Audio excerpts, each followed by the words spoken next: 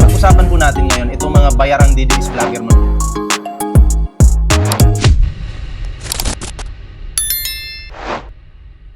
Eto na, basahin po natin ito mga pre. Okay?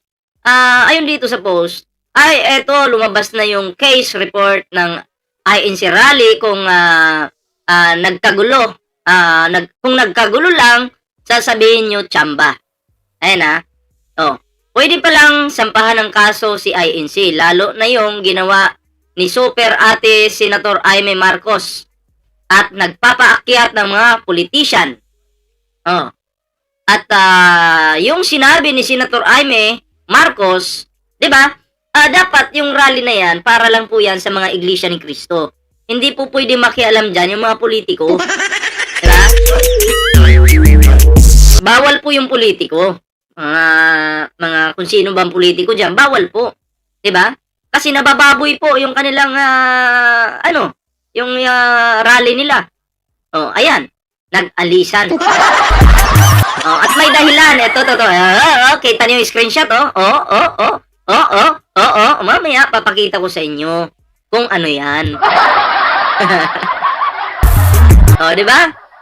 Buti na lang, ito basahin ko dito, Buti na lang, naka-video at may copy ako, pati yung nagyakapan sila ni Marcoleta. Uy, may nabubuong Nagyakapan sila ni Marcoleta at kinamayan pa ng mga ministro. Kinamayan, nagyakapan. Anong kasunod niyan? Pag nagyakapan, anong klaseng yakapan yan? May meaning ba yan? Baka may meaning yung yakapan na yan, ha? Ito pa. Hindi naman pala kayo relihiyon eh. Napakalaking kasalanan pala ang ginawa nyo nung araw na yun. At dahil dyan, baka may itiwalag at may posibleng mawala sa politics. Ayan, ang nag-post po nito ay si Peebles po. Ayan.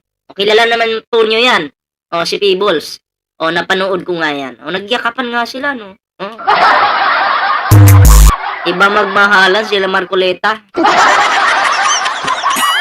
Baka mamaya magselo si Digong niyan, ha? Mag-like na kayo dyan, mag-subscribe at i-share na ang video ito. Eto na. At alam nyo ba mga brothers and sisters, magkaiba ba ng ating paniniwala?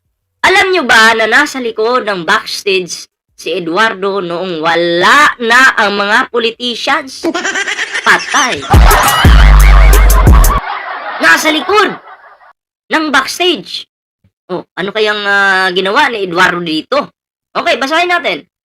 Rally pa more. Sabi ko nga sa inyo, may Europol. Si Pulpul.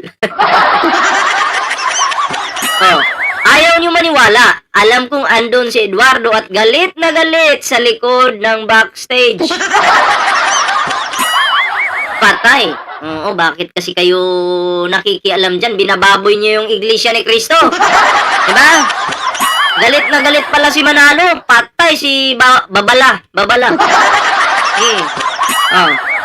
Mga kapatiran ninyo sa ibaba, sigaw pa ng sigaw nung nagsabi ng hustisya. Si Chavit na marami ng pinatumbang preso.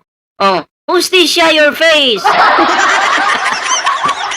Totoo ba yan? Maraming pinatumbang preso. Kawawa naman yung mga preso na yun.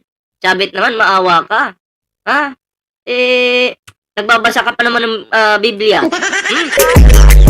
Totoo ba yung pagbabasa mo ng Biblia o kunyari lang? Para kunyari maka-Diyos. Ay, salamat po sa mga nag-like dyan, ha. Thank you po kay Nikki Mariano. Kaya Maribik, shoutout po sa'yo. Maribik Brazos, shoutout po. Hindi yan iglesia ni Cristo. Iglesia yan ni Manalo. Yes, agree po ako sa'yo. Diba? Tuloy po natin. Mga kapatid, ituloy po natin.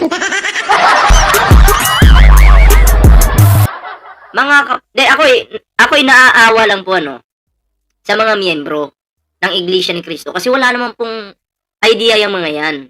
'Di ba? Ang may kasi niyan, may plano yung leader. yung leader po talaga. Kaya nga lang, mukhang hindi sila nagkakasundo ng mga politikong ito at si Manalo. Mukhang itong si Manalo ay galit na galit. Oh. Eto na, basahin natin to. Oh.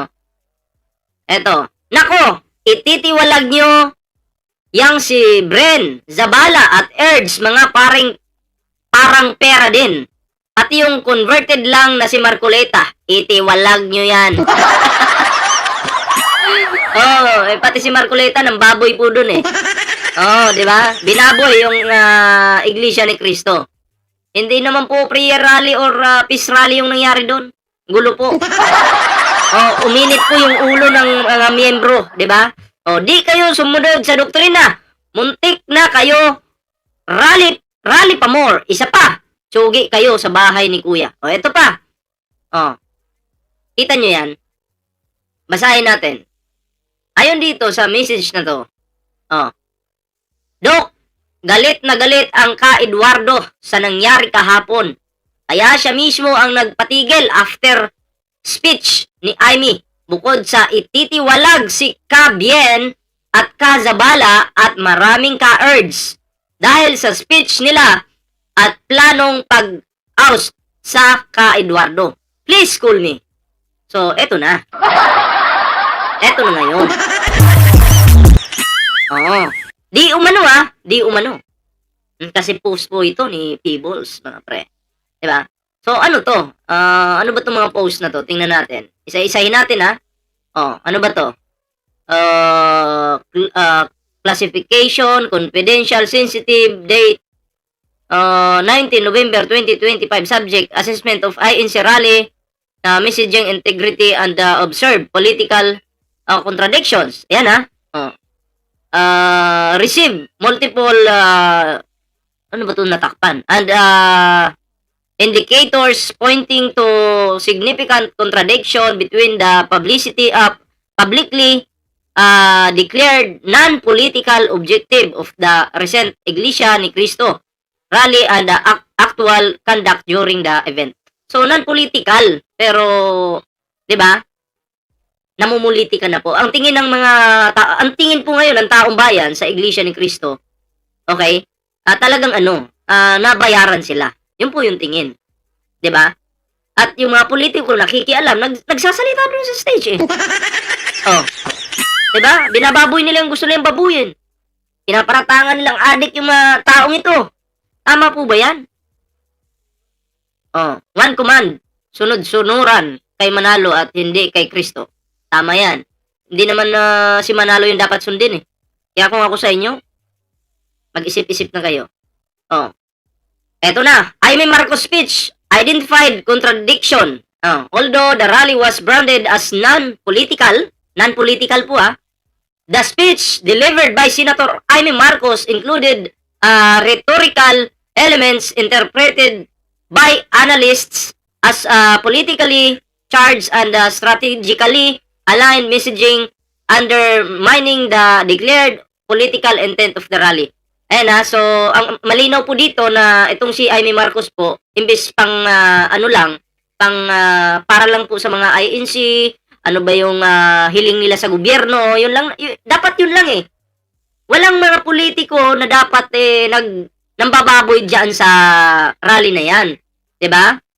Pero bakit pinangunahan ito ni Amy Marcos? Kasi hindi po pumatok sa taong bayan yung kay Saldi ko. Kasi na-booking. Oh. Pero yung kay Amy Marcos, sinubukan nila. 'Di ba? Baka pumatok. Oh, kaya kaso wala nga eh. 'Di ba?